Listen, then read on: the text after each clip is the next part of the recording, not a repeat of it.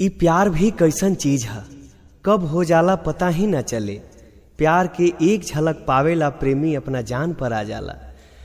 तू मानो या ना मानो मगर हकीकत है, तू मानो या ना मानो मगर हकीकत है। इश्क हर इंसान की जरूरत है। जरा मेरे महफिल में बैठकर तो देखो, जिंदगी कितनी खूबसूरत है।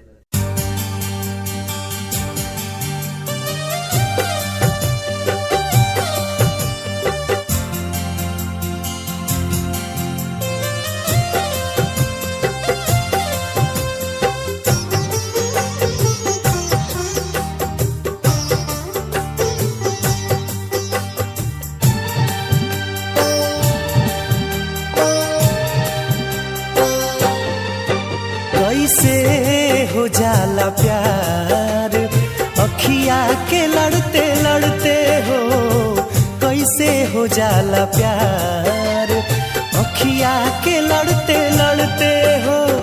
दिल होला बेकरार अखिया के लड़ते लड़ते हो, कैसे हो जाला प्यार अखिया के लड़ते लड़ते हो। कैसे हो जाला प्यार अखिया के लड़ते लड़ते हो।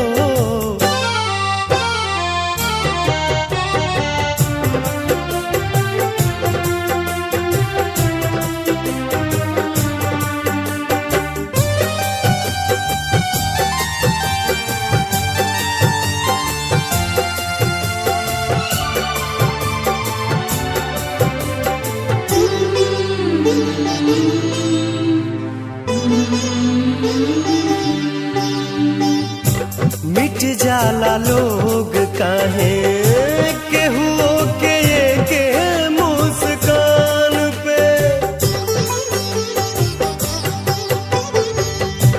मिट जाला लोग काहे केहू के मुस्कान पे।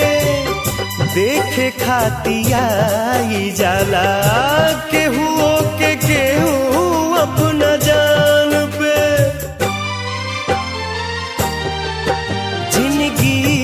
उजाला हार अखिया के लड़ते लड़ते हो, जिंदगी उजाला हार अखिया के लड़ते लड़ते हो।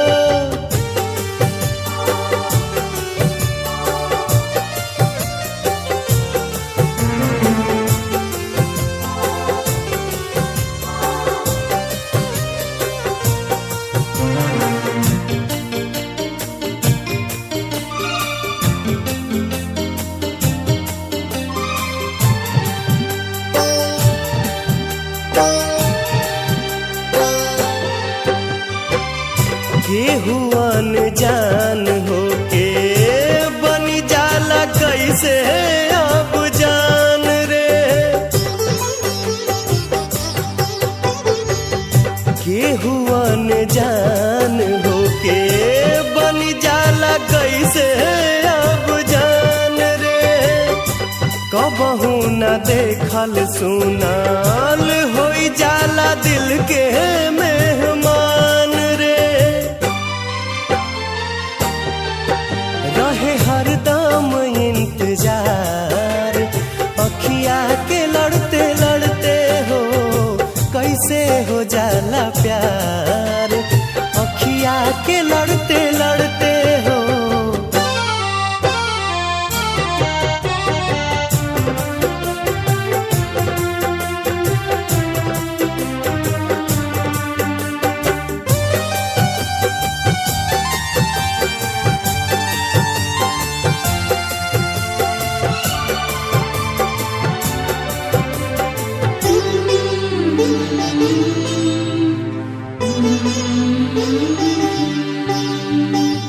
भागी जाला लोग काहे घरवा दुआर सब छोड़ के।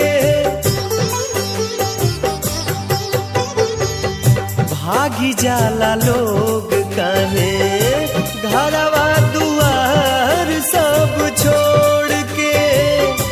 प्रेमवा में पागल होके दुनिया से नाता सब